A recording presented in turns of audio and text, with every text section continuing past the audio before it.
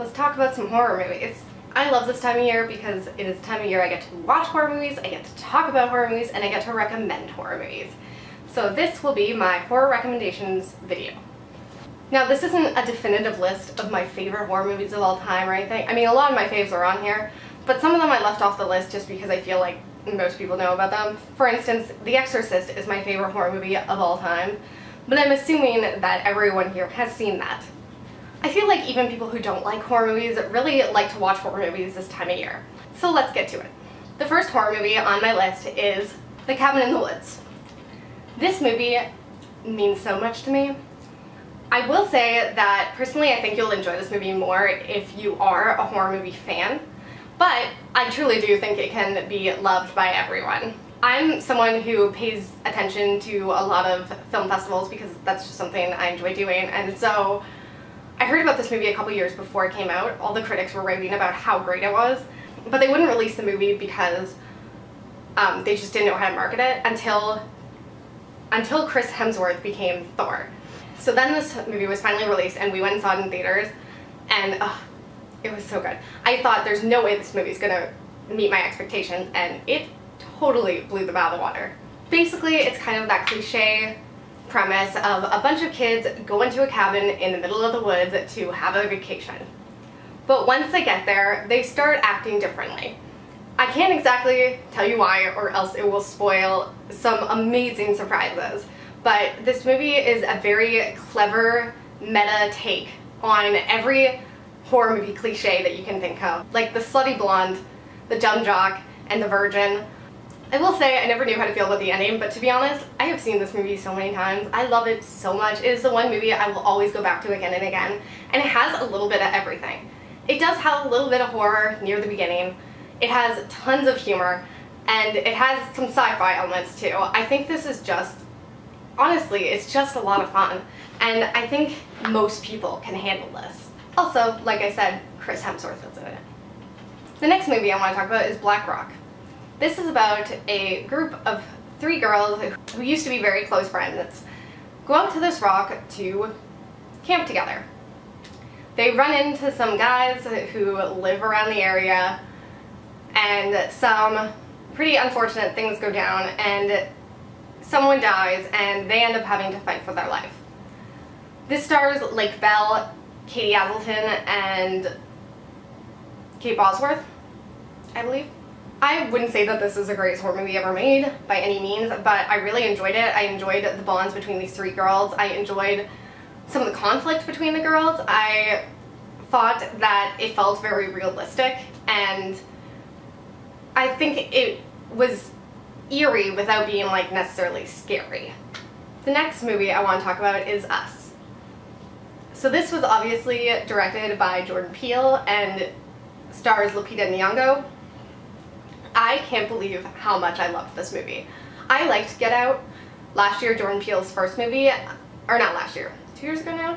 I'm not sure, but I liked it, but I wasn't like in love with it. I thought it was a very good, interesting take, but it wasn't scary. Like, it wasn't, this movie I found just as original and just as clever, but also it had me on the edge of my seat and actually scared. I also just found it very stylistic, and I appreciated just the cinematography, I guess. I watched it once with one of my friends, and then I actually immediately ended up rewatching it because that's how much I really, really enjoyed it. It was spooky as hell and also smart. I will say that like some of the twists you'll see coming, but that didn't take away from how good the movie was. Also, the performances are pretty fantastic. The next movie I want to talk about is Honeymoon. I really, really like this movie. I will say that this is, I mean, I'm going to say that about every movie that I really like it, but this movie is a slow burn. This is not going to be jump scares and scare the crap out of you. It's about a couple who goes on their honeymoon out to this cabin on this lake, and all of a sudden the wife starts to act a little bit differently. It's very Invasion of the Body Snatchers type of thing, but it was so slow burn that you really get to invest in their relationship as a couple first, which I very much appreciated because often in horror movies I don't care that the characters are dying. In this movie, they're really mostly is just these two characters, so it's not like there's kills and deaths left and right. There really isn't. But you get the bond between these two characters before things really start to go downhill. And I found that it made everything so much more effective. I really liked the atmosphere and the eeriness of the situation, and I just really was impressed by this hidden gem of a movie. The next movie is The Loved Ones. Now this movie's a little bit strange. It's about a girl and her dad, and she wants to be prom queen. And she's a bit of a misfit, and anyway, she needs a date. So they decide to kidnap one. It pretty much takes off from there, and it's another movie where not a lot happens. It's really just this one room, the room that this guy is trapped in, with these two crazy ass people. It's slow, but it's demented and just so different and interesting, and it's just a one-of-a-kind experience. But I really enjoyed not only this, but the film he made after this called The Devil's Candy, which was about a painter and these kind of crazy ass visions that he sees. And he can't quite figure out why he's seeing them or what's happening. So I would recommend The Loved Ones and The Devil's Candy, although I probably would recommend The Loved Ones a little bit more. The next movie I want to talk about is one of my favorites, and it is The Final Girls. Now this movie is a lighthearted take that anyone can handle. I wouldn't call this a horror film really at all, but it is about horror films. I do think you'll appreciate it more if you love horror films the way I do, but this movie is at its core about a girl who lost her mom. Her mother was an actress, and she ends up getting transported back into one of her mom's old horror movies. The movie is definitely more of a comedy, but it also has a lot of heart, and I guess as someone who's lost their mom, it just like hit me in the feels so hard, because you just really feel for this girl who kind of has her mom back, but not really, because she's this character, not her mom. And it really plays with all of the cliches of horror movies and all the stereotypes, and it was just so much fun. It makes me laugh and cry, and I just love the whole thing, and the ending battle scene is great and hilarious, and the movie is just a lot of fun, and I've already re-seen it probably 5 times. The next movie on my list is The Evil Dead Remake. Now, I don't want to make people upset, but I don't love the original Evil Dead movie. It's just a little cheesy. But it's fine, I can understand why people like it, it's just not my favorite thing. The Evil Dead Remake, on the other hand, I kinda love. And I love the way they went about it. They really kept the story the same. They even kept a lot of the scenes the same, but they changed the tone of them so much. The thing about the original Evil Dead is that it is very much a mixture of horror and comedy, whereas this is just gory. This Evil Dead Remake is about a group of friends who decide to bring their one friend out to this cabin so she can detox. But they eventually find a book of shadows, and things go horribly wrong.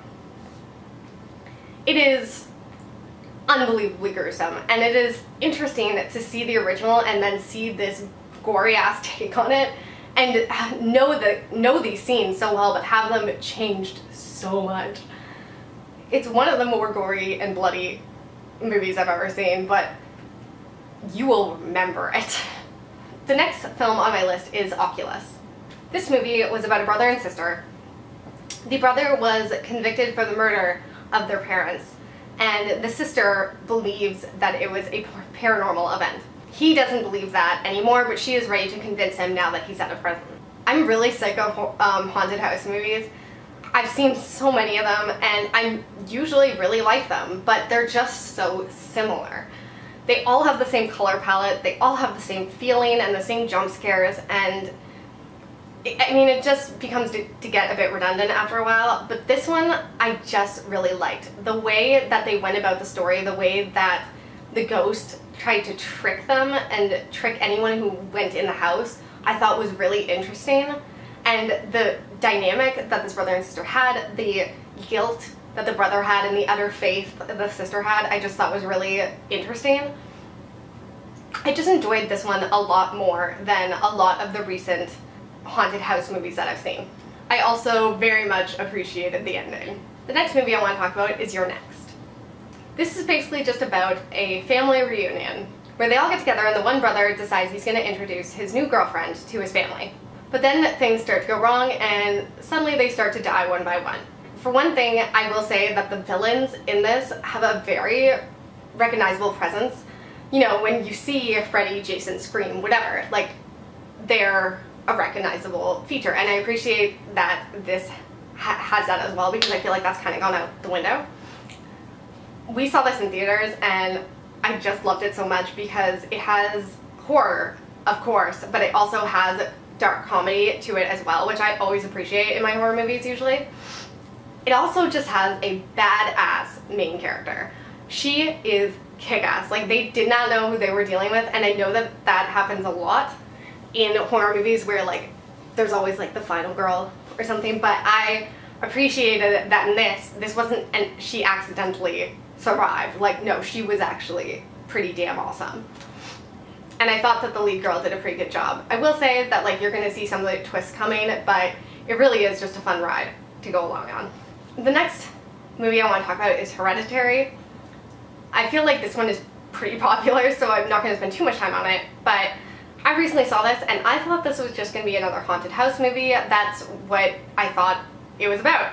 I didn't realize that that is not at all what it was, but this to me is our generation's The Exorcist. I was just blown away by how good it is. It really takes its time with its storytelling. It focuses on performances more than anything else, and it is pretty messed up and iconic. Like, there are scenes that you will remember from this, in my opinion, forever, but like, there are moments in The Exorcist that I will always remember ever since the first time I saw it. Moments, scenes, lines, whatever, and that is how I felt about this. Like, there are images in this movie that I will remember forever. I just think that this movie should be on everyone's must-watch list. Next movie I want to talk about is 13 Ghosts.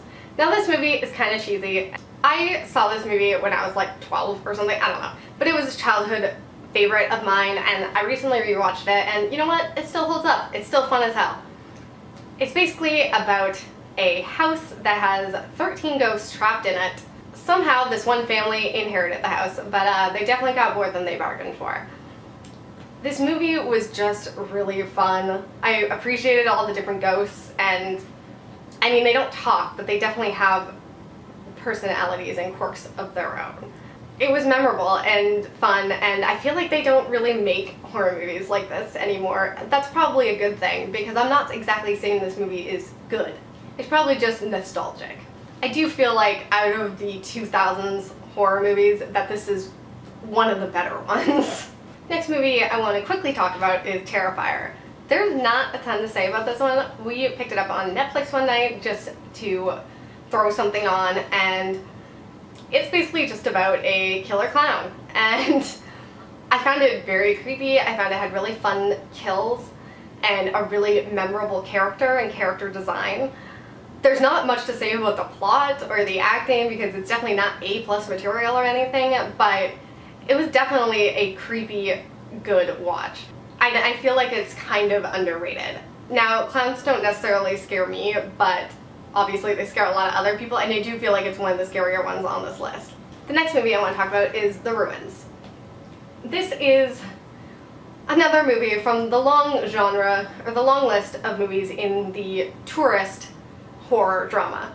There are a ton of movies in that category. This is one of the ones I like more. A lot of them I'm not that into. This one kind of had an interesting premise where these kids go off to check out some ancient ruins, and well, the ruins don't particularly like them. It was a very weird little movie that didn't necessarily have a villain or a killer because it was more the environment that was attacking it. It's not necessarily the scariest thing out there, but it's definitely original and unsettling. More body horror than anything else. Another movie I'd like to talk about is Seventh Moon. This was one that I don't hear a lot about, and it was another one that kind of fits in with the tourist horror genre. It's about a couple who go on their honeymoon, I believe. If it looks like I moved, that's because I have. because my battery died and I had to wait for it to recharge. So I have a snack here, it's not great, and an energy drink here because it is 2:12 in the morning and I am not done this yet. My lipstick probably looks like it's coming off, but I give no fucks anymore.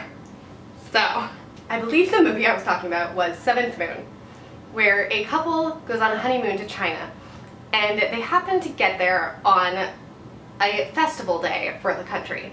Many people try to warn this couple that, you know, shit is about to go down, but they don't quite seem to understand, and all these people are suddenly like locking themselves away, and once again they just kind of get caught up in what is about to happen on this festival day. It is a weird movie with some weird creatures, and it is so good. The tension builds and the atmosphere is really cool, and you never totally know what's going on. There's definitely a sense of terror that comes with this one, and I don't hear anyone talking about it, but it really is just like a nice gem of a movie. It's not the best thing on this list by any means, but I really enjoyed it. The next movie I'm going to talk about is Happy Death Day. This movie is a slasher mixed with a bit of Groundhog Day. Every day this girl goes to college and eventually she gets murdered. Then she wakes up and has to relive that day all over again so that she can find her killer. I really enjoyed this movie. I really enjoyed the lightheartedness of it. I always enjoy slashers, but I enjoyed that this was a different take on the slasher genre. The lead actress did a really good job, and I found her incredibly likable. At the beginning of the film, she's kind of the bitch on campus, but she goes through a ton of growth throughout the movie, and you definitely end up rooting for her. I'm really looking forward to seeing the sequel to this one. The next one I want to talk about is Dr. Giggles. This movie is from my childhood, and it is, I don't want to use the word good, but it is campy as hell. Sometimes you just need that. This is about a crazy-ass doctor who does some crazy-ass things on his patients. There is one scene in this that I will always remember that involves a tube, and I mean, that's all I need to say. If you've seen the movie, you probably know. This also scarred me for life as a child. I don't know why. It has to do with the flashback to when he is a child and how he survives. It's not that scary of a movie, but for some reason as a child, like, I watched much worse things than this, but this is the one that stuck with me for some reason. But it is just so 90s and so good in that so bad it's good sense. And the last book I want to talk about is We Are What We Are. This is about a family who has some unusual traditions, and the police kind of collecting clues to those traditions and closing in on them. This was a very slow burn sort of story, and once again, it's not necessarily the scariest thing out there, but I really enjoyed the daughter characters, and the ending especially was very good. Next, I want to talk about 2 horror TV shows. I find that there's not a lot of horror shows out there. I know that obviously there is American Horror Story. It's not my favorite. I only watched the first 2 seasons. The first season I really didn't like. The second season I loved. But then the third season was witches, and I'm not a witch person. I really want to see Freak Show though. I just haven't got around to it. But anyways, I have 2 shows I want to talk about. The first is Harpers Island. Now, once again, I wouldn't call this show some freaking masterpiece of television or anything, but it was enjoyable, and there's not a lot of horror shows out there, like I said, and I do feel like this one was kind of underwatched. This is about a group of people who go to an island for a friend's wedding. The main character that we follow is originally from the island, but her mother was killed by a serial killer many, many years before, so she left the island. Every episode, people die one by one until you get, of course, to the big reveal at the final episode. Now, I will say the big reveal is kind of lame. I've seen it before. Not that interesting. But it's a fun slasher, and I enjoyed it. It very much gives me And Then There Were None vibes by Agatha Christie, which I like that book, so I think that's why I like the show. Plus, it has one moment from an episode that actually makes me cry. I rewatched it recently, and it still hits hard. So I definitely think it's worth a watch. The second show I want to mention is Slasher Season 2. I would suggest skipping Slasher Season 1. It sucked frankly. It was really easy to guess who the killer was, and it did not get interesting until like the last episode, I think, or like the second last episode. The kills were boring, the characters were boring. It sucked. Season 2, on the other hand, I love so much. Now, once again, this is a slasher show, as obviously described by the title, so if that's not your thing, then you won't like it. But I myself love slashers, and this totally gave me everything I wanted. It was gory. I loved all of the kills. Every single kill I liked. They subvert a lot of characters as you're going along. You really, the people you like at the beginning are not the people you like at the end, and vice versa. This story takes place in the past and in the present. In the past, this place was a summer camp where all of these friends used to be camp counselors at. One of their friends died on this summer camp outing, and in the present, they decide that they're going to go back there because they need to find her body and hide what happened way back then, because they're afraid they're going to get caught since they're doing renovations on the land. But the thing to me that made it stand out so much from a lot of horror movies, as dumb as it sounds, is that it took place in winter. There are not a lot of horror movies that use the winter setting to its advantage. The Thing is one of the only like really good ones I can think of. I always think it's interesting that so many horror movies and shows and whatever, they always have this cabin in the woods and the kids get stuck out there and they don't have any cell phone, whatever, and they can't, their car runs out of gas or they, whatever. But in this one, like, they're also battling the elements, so it actually makes sense that you would get stuck out there in the freaking freezing cold with all the snow and all that crap. So that was really cool, and so I just thought the show was kind of beautiful in all its snowy Canadianness. The show was really dark, which once again, I appreciate. I will say that the ending, once again, was really dumb, and you're absolutely gonna see it coming, but I enjoyed the season so much that I didn't give a crap that I guessed who the killer was. I haven't seen season 3 yet, but it's on Netflix, and I'm super pumped. So those are all the recommendations I have for you today. I will say that most of these weren't like the scariest movies I've ever seen, but I think it's just because it takes a lot to scare me nowadays. After seeing so many horror movies, that in the end I really like horror movies that surprise me more than anything. So I hope this will give you something to watch on Halloween, and I hope you'll come back for another video. Bye.